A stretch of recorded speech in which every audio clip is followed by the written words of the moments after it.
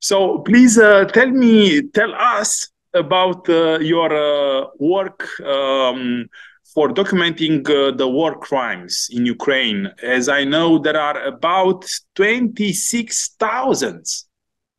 Even more. Now we have 28,000 in together initiative Tribunal for Putin, because Tribunal for Putin is not only Center for Civil Liberties, it's joined more than 30 different human rights organizations from whole the region of Ukraine. So it's cover whole the territory of Ukraine, even occupied region. So we started documented war crimes in 2014 when Donbass occupation happened and occupation of Crimea happened. So in that moment, we started collect all the evidence and testimony about war crimes and about political persecution, which mostly happened in Crimea. So we have this experience. At the beginning, we sure don't have any, we have only desire, but don't have any education about that. But our colleague from Croatia, from some Latin American countries, propose us to educate us, to studying us how do that right.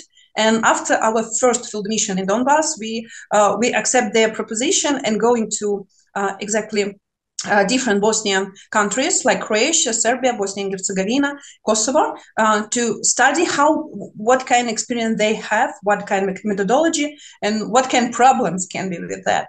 So human rights defenders have a few studies too there, and we started documented war crimes, and whole the 8 years together with other organization, we joined coalition and documented war crimes in Donbass. Now, 24 February, changed it. All the territory of Ukraine started to be a big territory of war crimes, because each territory was not occupied, but they shelling, they under attack of rockets. So still we can exactly make a system analysis about what kind of object is shelling, what kind of target they choose, and is there civilian or military. So all of this information put in one database, which you exactly can see at t4pua.org. In online, we give fresh statistic about different kinds of war crimes and hold the method of documenting. And how many people from your organization and other organizations worked to collect such huge amount of information? So in our organization, it's working staff and some volunteers, because a lot of people want to support this process, and they go into special training about that and going with our staff to field mission every week. Now every week, because before that was every day. Now it's more information about or people return from evacuation to the place of war crimes. And they can add some testimonies, because before that we go into each points which was occupied or was shelling in the Kiev region. We're responsible for Kiev region, like in field mission. So in our organization, it's working 10 people, but all other, if we collect all the people, we have near 15%. It's operator of database, which exactly put that in database, gives the characteristic, give the qualification. What kind of crimes exist, it's concrete, give the more specific qualification, and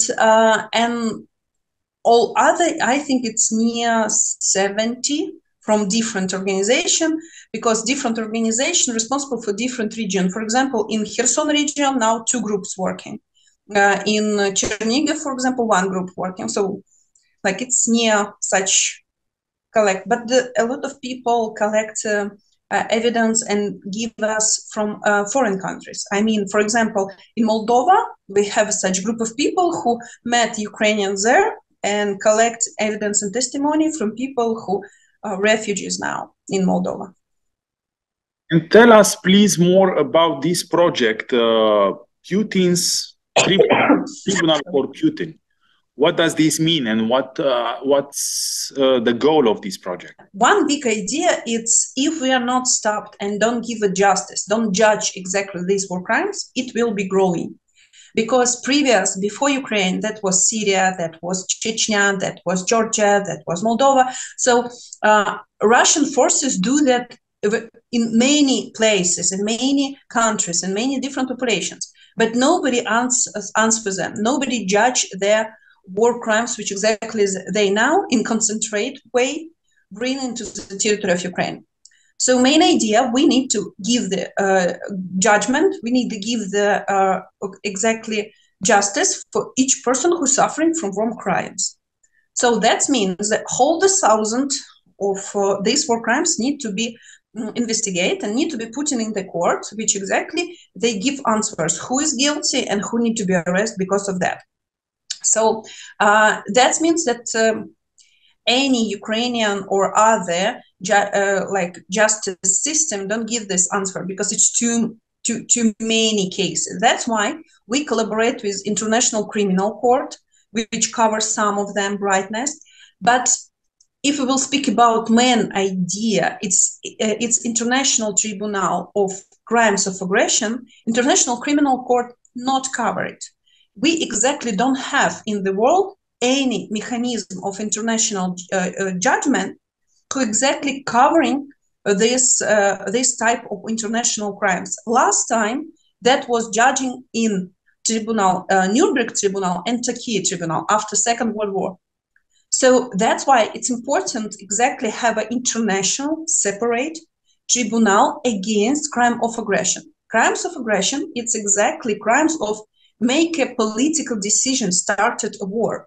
So responsible for that decision, it's exactly head of authorities of Russia Federation, like Speaker of Parliament, like President of Parliament, President Putin, exactly, Minister of Foreign Affairs Lavrov, and management of exactly different services like secret services, like all of these kinds of security, Russia Federation, exactly who support the idea to make not only full invasion, but started war in 2014 in Donbass and Crimea.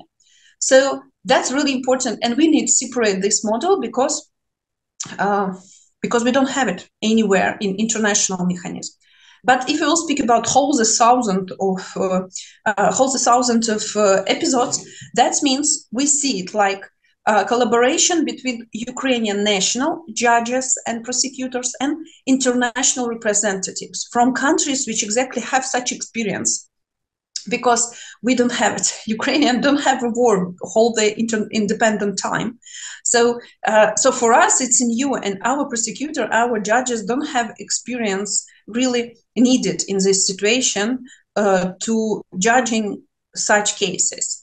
So as for us, it will be really needed to in implementation, international judges, maybe like UN can maybe providing of such judges, propose them such position, control their work, because for us it's important experience. Second, it's really needed. We really want that whole the world seeing that we have such court decision, not because we're part of conflict, but because independent judges from other countries say yes, there it's a crime, it's international crime, and these people need to be arrested and punished for them.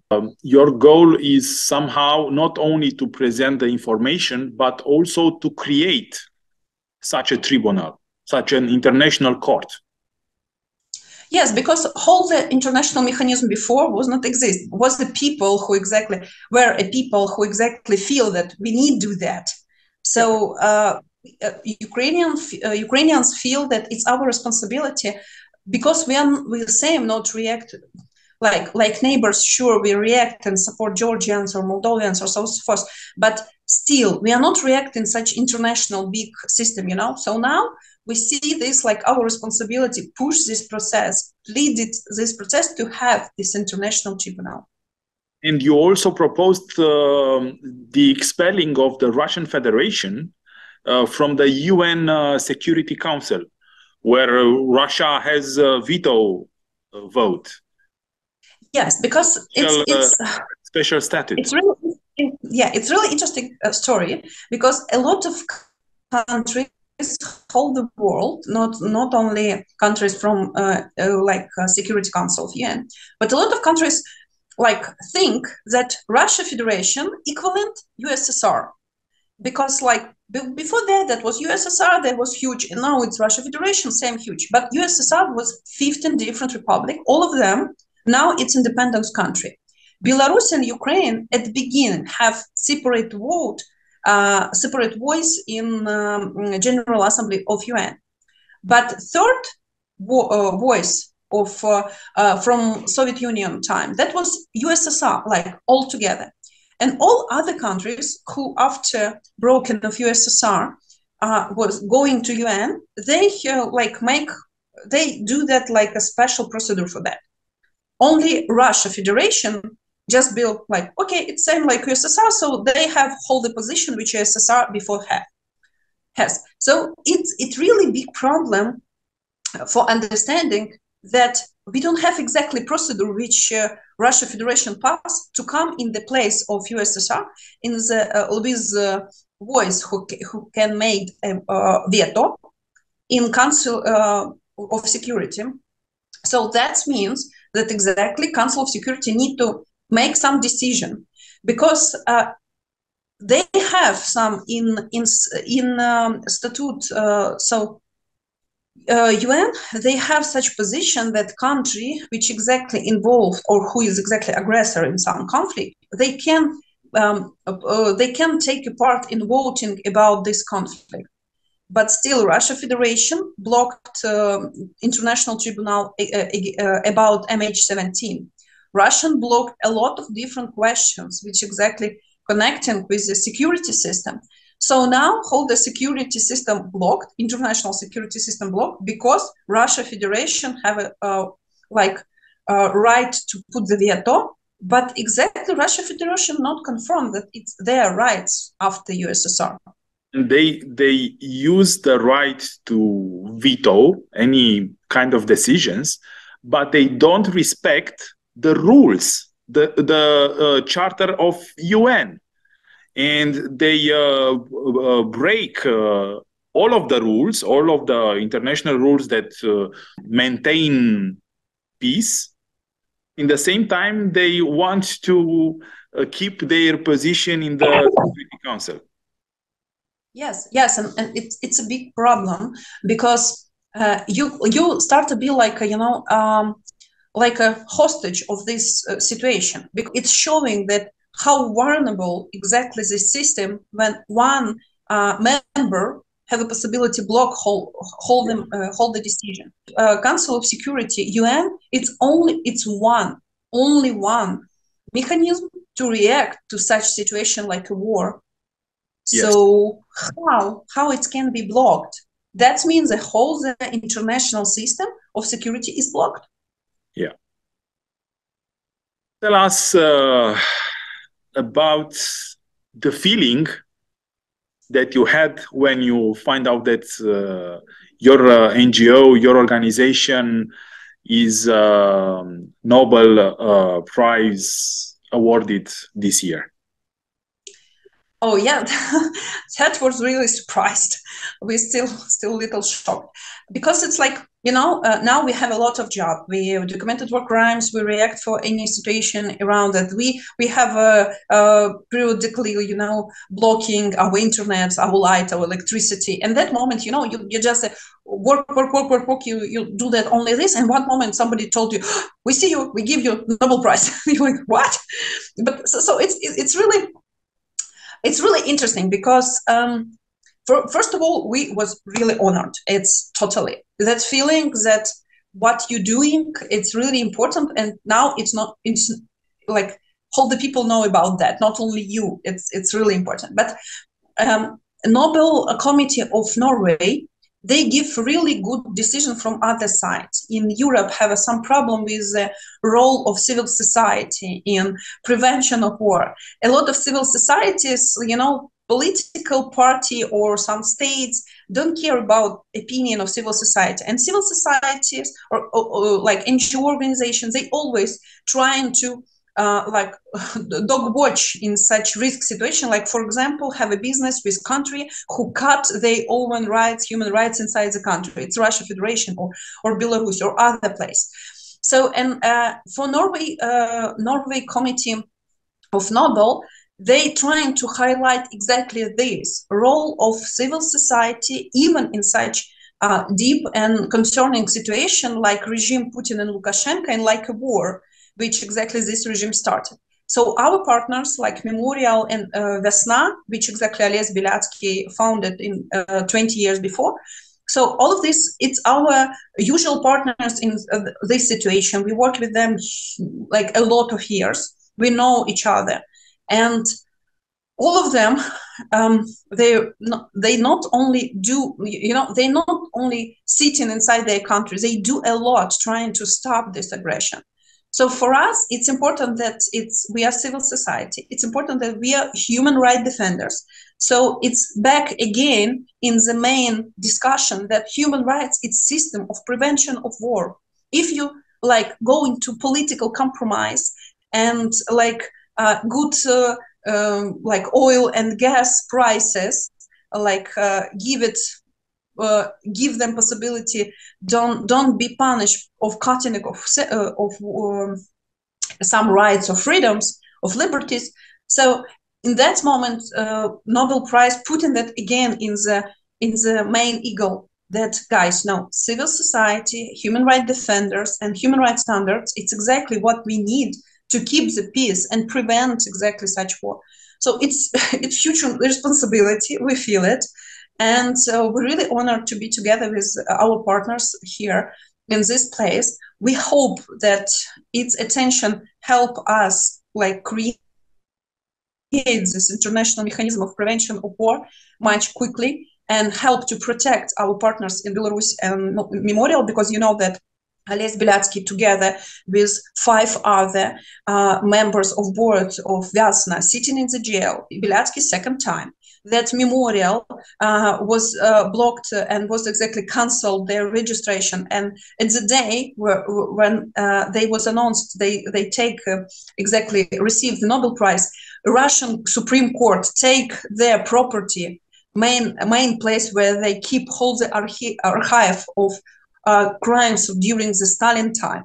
So it's showing exactly that Putin like keep quite a short distance with the ideology of Stalin, exactly, because he trying to destroy an organization who showed that Stalin make crimes, and Soviet Union, that was not epidemic of dying of people. No, that was concrete people who make such a decision, who destroyed millions of people in Gulag and other repression.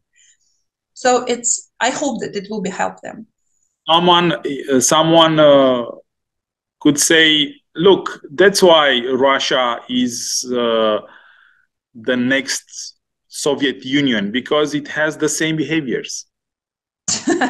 but it's not good opportunity, give such behaviors like place in Council of Security of UN. Exactly.